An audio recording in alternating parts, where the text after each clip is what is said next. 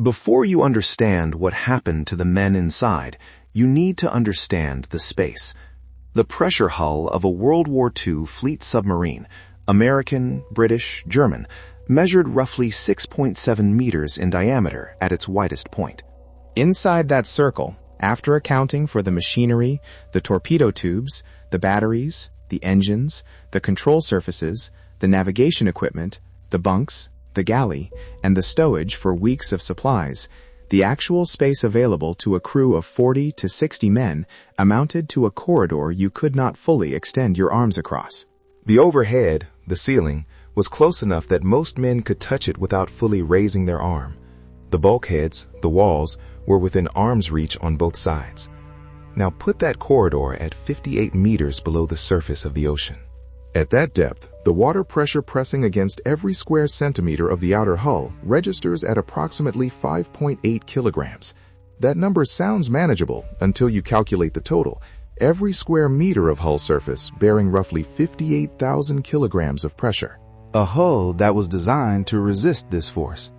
A hull that is now sitting motionless on the seabed, unable to maneuver, unable to adjust trim, simply enduring the pressure of the ocean pressing in from every direction simultaneously.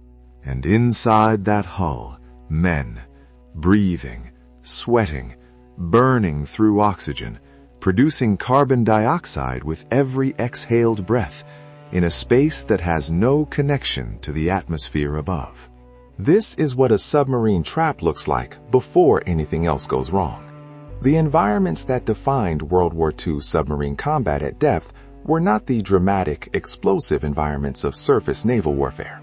They were slow environments, quiet environments, environments where the enemy was not a visible ship on the horizon, but the gradual degradation of the air itself, the progressive failure of machinery under pressure, and the mathematics of how many hours of breathable atmosphere remained in a sealed steel tube with a certain number of men inside it. The British submarine HMS Thetis sank during trials in Liverpool Bay in June 1939, not yet at war, not yet under enemy fire, and trapped 99 men in a space designed for 53. The torpedo tube draincock had not been properly checked. Water flooded 2 torpedo tubes. The bow went down. The submarine settled on the bottom in a partial dive, stern angled toward the surface, bow buried in the silt at approximately 50 meters. For 39 hours, 99 men breathed the same sealed air. 4 escaped through the aft escape hatch. The rest died, not from drowning, not from explosion, but from the slow, invisible accumulation of carbon dioxide in an atmosphere that had simply been used up. The Thetis disaster is not a wartime story. It is a physics story. And it established, before the first shot of the Second World War was fired, the precise nature of the submarine hellscape, an environment where the primary antagonist is not the enemy, but the space itself. The chemistry of sealed air, the mathematics of oxygen depletion, the geometry of pressure. The rest of the war applied this lesson across the entire submarine service of every navy involved. Let me show you what 58 meters actually does to the human body before the situation becomes critical. At surface pressure, the air you breathe is approximately 21% oxygen and 78% nitrogen, with trace gases making up the remainder. Your body uses the oxygen, exhales carbon dioxide, and the atmosphere handles the rest through circulation, ventilation, and the vast exchange with the planetary air supply. In a sealed submarine at depth, there is no exchange with anything. The carbon dioxide you exhale accumulates. In a hull of normal volume, approximately 280 cubic meters of habitable space, though this varies by class and varies dramatically when flooding reduces that volume. With 40 men breathing, carbon dioxide concentration begins to climb measurably within 2 hours. Within 6 hours, most crew members are experiencing mild symptoms, headache behind the eyes, slight fatigue, and a low-grade difficulty concentrating that feels initially like normal tiredness. This is the insidious quality of carbon dioxide poisoning. It does not announce itself as danger. It mimics ordinary human states: tiredness, mild headache, the slight fogginess of a long watch. The brain is simultaneously being poisoned and prevented from accurately assessing that it is being poisoned, because the cognitive apparatus it would use to make that assessment is itself the organ being compromised. By 12 hours, at concentrations that would have developed in a damaged hull with flooding reducing total gas volume, the headache is no longer mild. It is constant pressing, located behind the eyes and at the temples, and unresponsive to whatever limited medications the medical kit contains.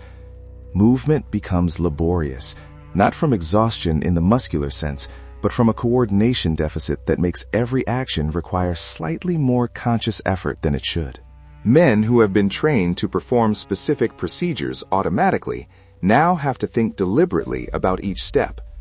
At the 19th hour, the oxygen candles, emergency chemical oxygen generators that supplement the failing atmosphere, had been burning continuously for hours.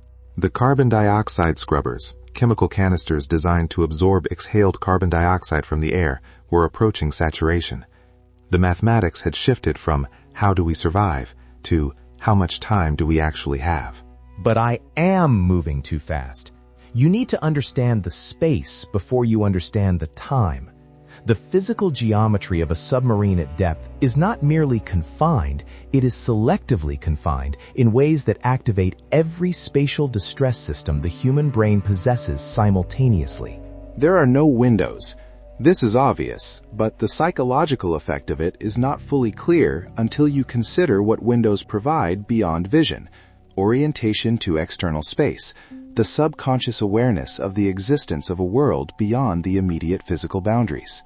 In any structure with windows, the brain continually models itself as existing within a larger spatial context.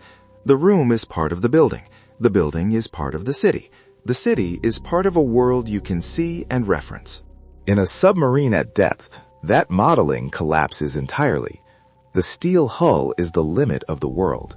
There is nothing beyond it that can be perceived, referenced, or oriented toward. The world ends at the hull. The hatches, the exits, are sealed.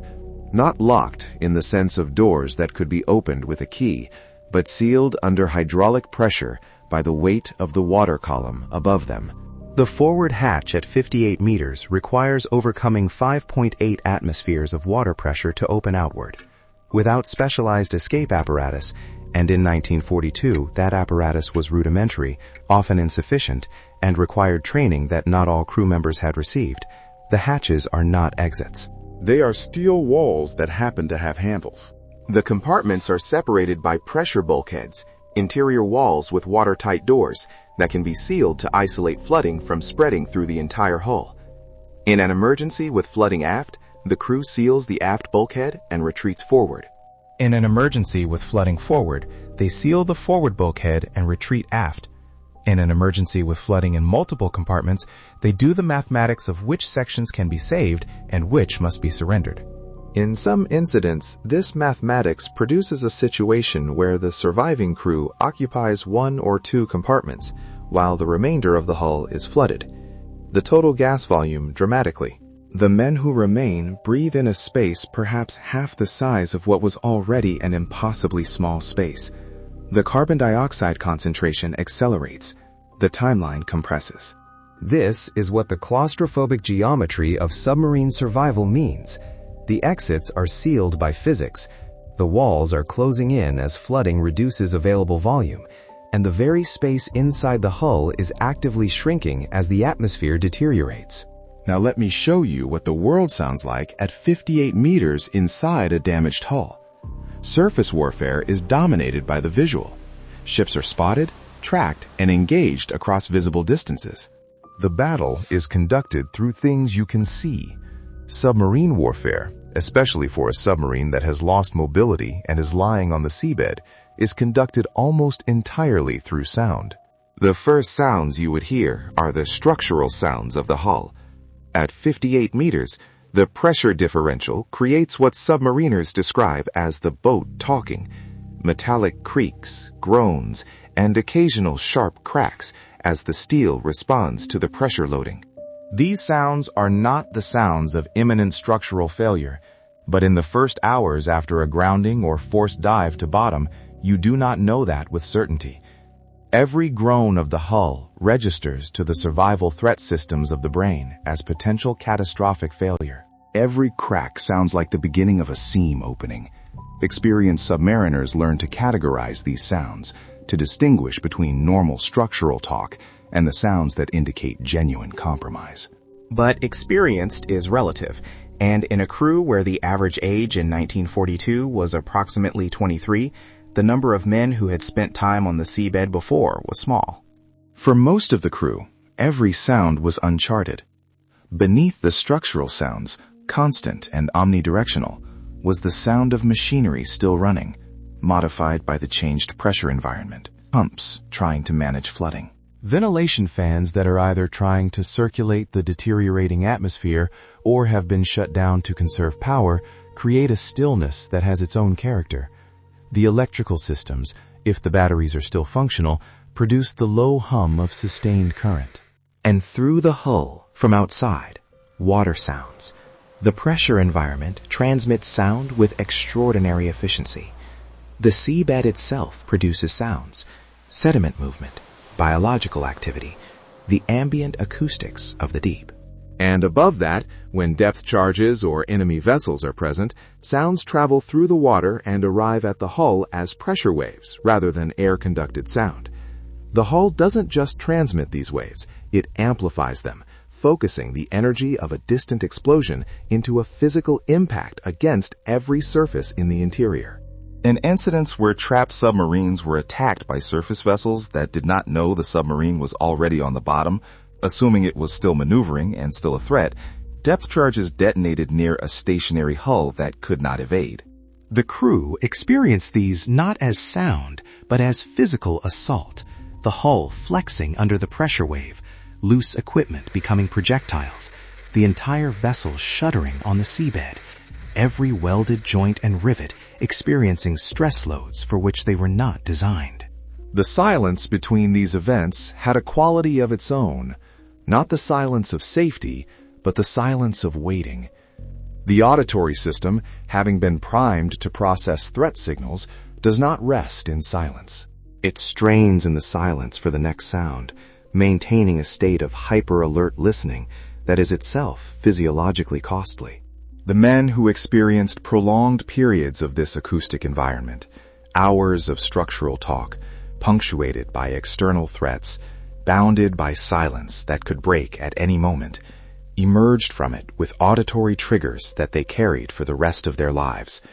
The sound of a hatch being dogged, the particular resonance of water against steel, the creaking of a pressure hull under load, for the rest of their lives.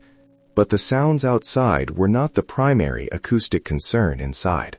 The primary acoustic concern was a sound that developed slowly, insidiously, in a register that was almost below perception, the sound of the men themselves and what their breathing was doing to the atmosphere. At elevated carbon dioxide concentrations, breathing changes. The body responds to rising CO2 by increasing respiratory rate, breathing faster and slightly deeper in an attempt to expel the excess carbon dioxide and draw in more oxygen. In a sealed space, this physiological response is self-defeating. Breathing faster in a closed atmosphere does not solve the CO2 problem, it accelerates it. More exhalations per minute mean more CO2 per minute entering an atmosphere that cannot shed any of it. The sound of 40 men breathing slightly faster than normal in a space small enough to hear it becomes its own auditory signal of the progression of the crisis.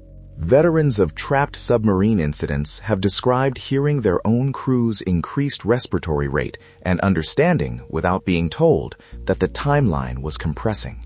This is the auditory landscape of the submarine hellscape. Structural threat sounds from the hull, tactical threat sounds from outside, and from inside, the sound of the atmosphere slowly failing, audible in the breathing of the men around you. Now I need to tell you what the 19th hour meant. The figure is drawn from multiple documented incidents across British and American submarine records from the Second World War, as well as from the post-war analysis of German U-boat survivability data compiled by the United States Strategic Bombing Survey in 1945. and by the British Admiralty's Submarine Service assessments. The specific number, the 19th hour, represents approximately the median point at which emergency oxygen supplementation was either exhausted or insufficient in trapped submarines with crew sizes of 40 to 60 in hulls with reduced gas volume due to partial flooding. Before the 19th hour, the situation was severe. After the 19th hour, the mathematics changed. Here is what the mathematics looked like. An emergency oxygen candle, a chemical generator that produces oxygen through a sodium chlorate reaction, could sustain breathable oxygen for a specified number of man-hours, depending on the candle's capacity. A standard British wartime candle produced enough oxygen to support approximately 8 men for 1 hour, or 1 man for 8 hours. A submarine with 40 men and a supply of, say, 20 candles had a theoretical emergency oxygen budget of approximately 4 hours per candle, totaling 80 man-hours or 2 hours of supplementary oxygen for the entire crew. This calculation assumed an intact hull with full gas volume. Flooding that reduced hull volume to 60% of capacity compressed the timeline by roughly 40%. Flooding to 50% compressed it by half. The carbon dioxide scrubbers, lithium hydroxide canisters in American submarines, soda lime in British, absorbed carbon dioxide at rates that varied based on air circulation, temperature, and canister saturation.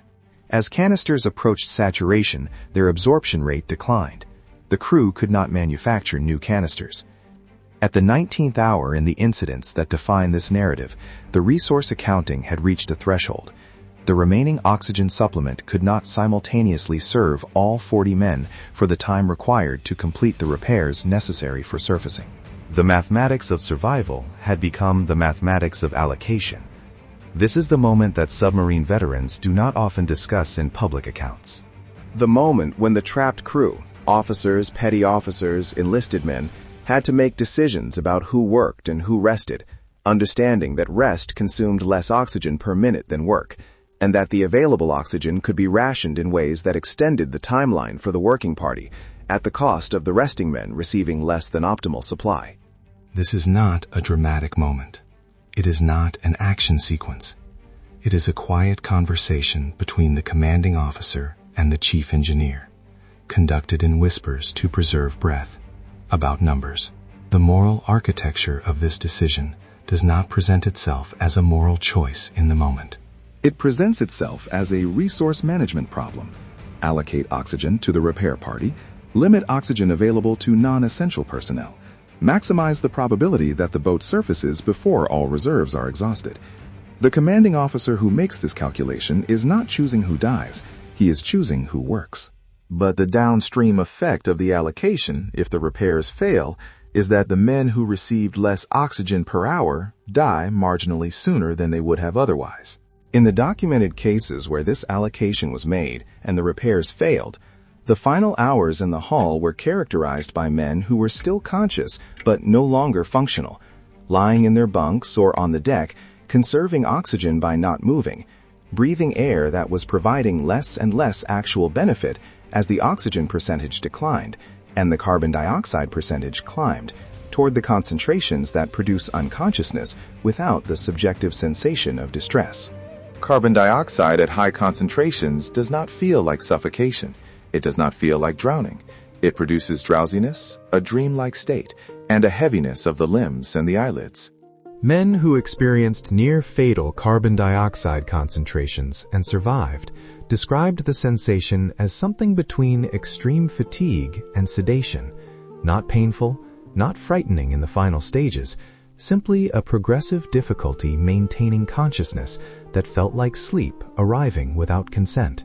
In cases where the boat surfaced, where the repair party succeeded, or where rescue reached them in time, the men who had been in the deepest stages of carbon dioxide incapacitation were sometimes revivable and sometimes not, depending on how long the concentration had remained at critical levels and whether any individual had underlying vulnerabilities. The survivors who reached the surface were, physiologically, the same men who had descended, the same bodies, the same cells, the same hearts beating. They were not the same people. Let me show you what scale means in this context. The Atlantic Ocean, where most of these incidences occurred, covers approximately 106 million square kilometers of surface area. Its average depth is approximately 3,332 meters. The total volume of water in the Atlantic Basin is roughly 310 million cubic kilometers. Inside that ocean, a steel cylinder, approximately 90 meters long, 7 meters in diameter, lying on the seabed at 58 meters depth, containing 40 men. The surface search vessels looking for the trapped submarine were operating from a position of almost no information. Hydrophones could detect sounds, but a submarine lying still on the seabed produces a minimal acoustic signature. Visual search from the surface, in the North Atlantic in 1942 conditions, variable visibility, significant wave action, oil slicks that could spread across kilometers of surface, told the searchers almost nothing about what was beneath. The rescue divers and salvage vessels, which were the only realistic means of external intervention, operated at the absolute limits of their technology. Hard hat diving at 58 meters in 1942 required hours of decompression, severely limited working time at depth, and depended on locating the submarine precisely enough to make contact with the hull.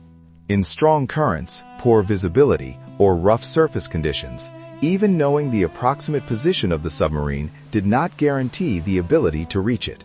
A submarine trapped at 58 meters in the North Atlantic in 1942 was, from the perspective of the men on the surface who wanted to help, in a position almost as unreachable as if it had sunk to the full ocean floor. The technological gap between the location of the problem and the reach of the solution was nearly total. The 40 men inside knew this.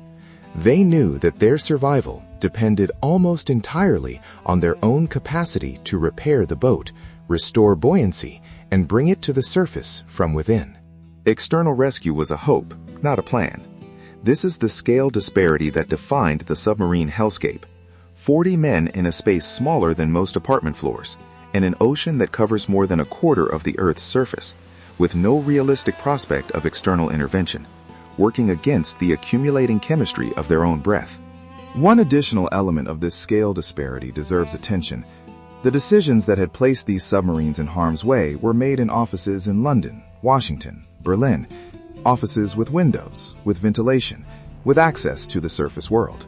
Strategic planners who knew the casualty rates of the submarine service and who knew them in precise detail, because this was an industrial war fought with industrial accounting, continued to deploy submarines into conditions that they understood would produce a certain percentage of losses. The individual crew members were components in a strategic calculation that did not, could not, register their individual existence. The U-boat service of the German Navy began the war with 57 operational submarines and ended it having lost 783 boats, with approximately 28,000 of the roughly 40,000 men who served dying in the service. The American submarine force lost 52 boats and approximately 3,506 men. The British submarine service lost 74 submarines. These numbers were known to the planners. They were built into the strategic models. The submarines would continue sailing, continue diving, continue dying, because the alternative, conceding the submarine campaign, was strategically unacceptable. The 40 men lying in the dark at 58 meters in hour 19 were not present in any strategic model. They were a rounding error in the casualty accounting. The mathematics of their survival was a local problem, unconnected to the larger mathematics that had sent them there. Now, let me show you what arbitrary means in a space that size. In the documented cases of submarines trapped on the seabed and successfully surfacing, the difference between the boats that survived and the boats that did not was often not competence, not training, not character. It was the specific failure point, a flooded torpedo tube, a sealed compartment that could be isolated and managed, a fractured ballast tank that could be blown with emergency high-pressure air from undamaged systems, a jammed hydroplane that could be freed by one man with the right tool applied at the right angle. These were solvable problems in the time available. The boats that carried these failures, and whose crews happened to identify them correctly and had the tools and systems available to address them, surfaced. A fractured pressure hull, a breach that could not be sealed because the damage was too extensive or the flooding too rapid. A destroyed ballast system, both primary and emergency, both forward and aft, with no redundancy remaining. An electrical fire consumed the batteries before the carbon dioxide scrubbers could be run. These were not solvable problems in the time available. The boats that carried these failures did not surface. The men who died were not less trained, not less skilled, and not less determined than the men who survived. They faced failure modes that were beyond the reach of any individual response. The failure modes were distributed by where the depth charge happened to explode, which specific component happened to be in the path of the pressure wave, and which weld happened to be at the stress concentration point. The survivors knew this. This is the cruelest knowledge the submarine hellscape produced. The survivors understood, with a clarity that could not be argued away, that their survival was not something they had earned. It was something that had happened to them. Gunther Hallmann, a German U-boat petty officer who survived the loss of U-558 in 1943 and was interviewed after the war by the U.S. Strategic Bombing Survey, put it in terms that have appeared in multiple post-war oral history collections. I did not survive because I was good. I survived because the depth charge went off 3 meters to the right. If it had gone off 3 meters to the left, the next man would have been interviewed, and he would have said exactly what I am saying. Let me show you what happens to moral identity at 58 meters an hour 19 when there is not enough oxygen for everyone to work. The submarine service operated under a moral framework that was unusually clear compared to most military service. The crew survival was interdependent in a way that almost no other military environment replicated.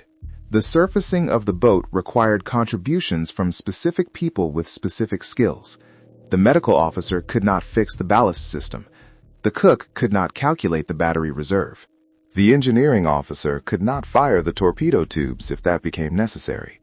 The crew was a functional system in which each member's contribution was necessary, and the system either survived as a whole or died as a whole. This interdependence created a moral community that was, paradoxically, both cohesive and ruthless.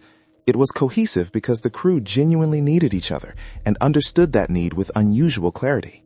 It was ruthless because when resources became scarce at the critical threshold, the allocation had to be made on functional grounds, who can fix the problem versus who cannot fix the problem, rather than on personal grounds.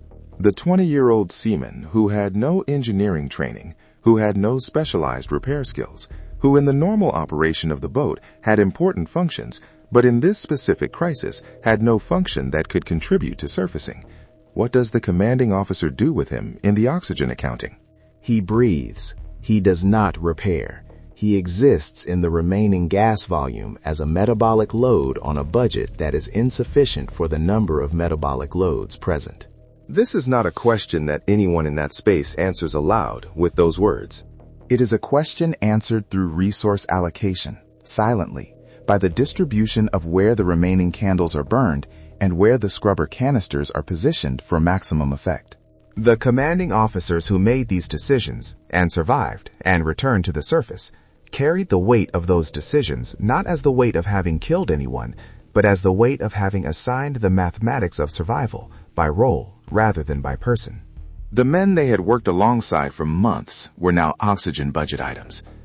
The fact that the mathematics was correct, that it was the right decision, the only decision that gave the crew the best collective chance, did not dissolve the moral residue.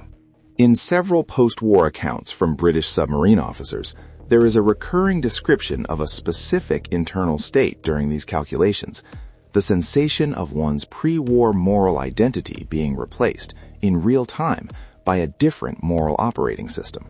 Not the loss of conscience. The conscience was still present, still registering the calculation as something that required justification. But the justification framework had shifted entirely. The calculus of submarine survival had colonized the space where normal moral reasoning had lived. Some of these men found their way back to normal moral reasoning after the war. Some did not. And the ones who could not trace a clear border between the two states, who found that the submarine calculus had become a permanent template for how they processed resource scarcity and human allocation, Those men lived the rest of their lives with a moral identity that was partly their own and partly the product of Hour 19 at 58 meters. Now I need to tell you what the men who surfaced carried with them. The physical effects of 31 hours in a deteriorated atmosphere resolved over days to weeks. The carbon dioxide headache cleared within hours of breathing fresh air. The effects of dehydration. Men had been conserving water with the same ruthlessness they applied to oxygen, resolved over a similar period. The hands that had been working in flooded, cold compartments with reduced dexterity, the eyes that had been straining in emergency lighting, the joints that had been moving in a space too small for full range motion, these recovered. What did not recover on any medical timeline was the body's threat processing recalibration. The human nervous system learns from experience. It is extraordinarily good at learning from extreme experience. An experience that produced prolonged physiological distress at this intensity did not simply end when the distress ended. It encoded itself as a template for threat recognition, creating new threshold sensitivities in systems that had been permanently calibrated by the experience. The auditory recalibration was the most reported and the most persistent. The sounds that had been threat signals in the hull, the specific frequency of hull creak under pressure, the metallic resonance of water against steel, the sound of a compartment hatch being sealed, did not remain neutral sounds after the experience. They had been encoded as threat signals during 31 hours in which the threat they signaled was genuine and mortal. The encoding was permanent. Men who returned to submarine service reported that initial dives after a trapped boat experience required a period of conscious cognitive override of the alarm responses triggered by ordinary operational sounds. The creak of the hull going to depth, a sound they had heard hundreds of times before without distress, now required active mental management to prevent the cascade of physiological responses it had been recalibrated to trigger. Men who did not return to submarine service encountered the same sounds in other contexts: the groan of a ship's hull in heavy seas, the metallic sound of water against the side of a harbor vessel, the sealed quality of a small room with an old-fashioned latch, and found the same alarm responses activating, stripped of their operational context, present in situations where there was no rational basis for them. The threat had ended. The threat signal processing had not. The spatial recalibration was similar in mechanism and more pervasive in daily life. The human brain maintains constant spatial modeling of escape routes, a background process that evaluates the spaces you occupy for the presence of exits and the feasibility of using them. This process normally runs below conscious awareness. After extended experience in a space where exits were physically unavailable, this background process had been retuned to elevated sensitivity and elevated urgency. Small rooms, crowded trains, restaurants with seating that placed the person away from visible exits, elevators. Any space where the background escape route assessment returned a result below some threshold, however irrational the threshold, however safe the actual environment, triggered discomfort that the person could identify as coming from within themselves rather than from any external threat, but could not suppress through the knowledge of its origin. Henry Duval, a British submarine engineer officer who survived a 28-hour grounding incident in the Adriatic in 1944 and was interviewed for the Imperial War Museum Oral History Collection in 1971, described a specific and recurring experience. For years after, I could not sit through a film if the seat was not on the aisle. I fully knew that this was irrational. There was nothing threatening me in any cinema. But the back of my mind, the part that runs without asking permission, had decided that I needed to be able to reach the exit. And if I was not on the aisle, that part would simply run quietly at a level I could not turn off until I moved or left. He described this not with bitterness, not with the language of clinical distress, but with a kind of factual resignation. I spent the rest of my life on aisles. It seemed a small price. But the price he had assigned to his own experience was not the price the experience had actually charged. The experience had charged something larger, something harder to measure, something that Henry Duval in 1971 was still inside and could not see from outside with sufficient distance to name accurately.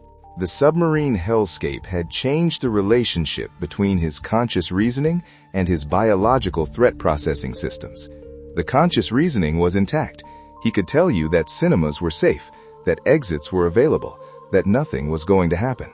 But the biological systems had been recalibrated in 1944 to operate at higher sensitivity, and in 1971 they were still operating at the 1944 calibration.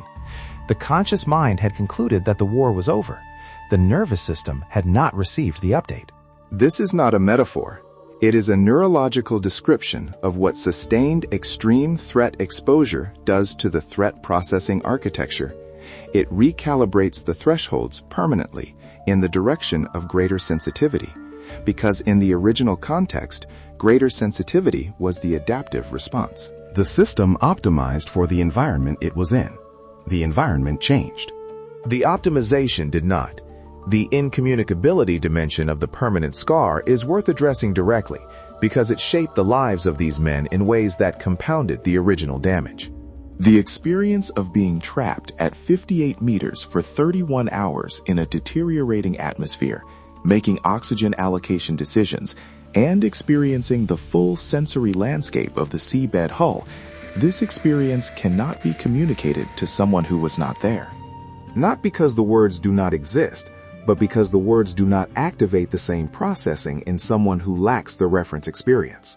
When Henry Duval told his wife in 1944 that the submarine had been on the bottom for a day and a bit, and that they had nearly run out of air, and that it had been difficult, he was using accurate words. The words were true. But the words created in his wife a conceptual model of the experience, not a sensory model. She understood difficult. She did not feel the structural sounds of the hull. She did not hear the breathing of the crew changing. She did not perform the oxygen accounting in the 19th hour with 40 lives in the calculation. She could not. The experience could not be transferred through language, because language communicates concepts, and this experience had been encoded in a register that concepts cannot reach. The gap between what the survivor knew and what the people around him could receive was permanent. It could not be closed by better explanation, more precise language, or more patient listening. It was a structural gap, created by the nature of the experience itself. This gap was the final element of the permanent scar. The survivor existed in a social world where the central defining experience of their life, the experience that had recalibrated their threat systems, altered their moral identity, and encoded itself in their nervous system as a permanent operating system, was an experience that no one around them could access. They returned to the surface. They returned home.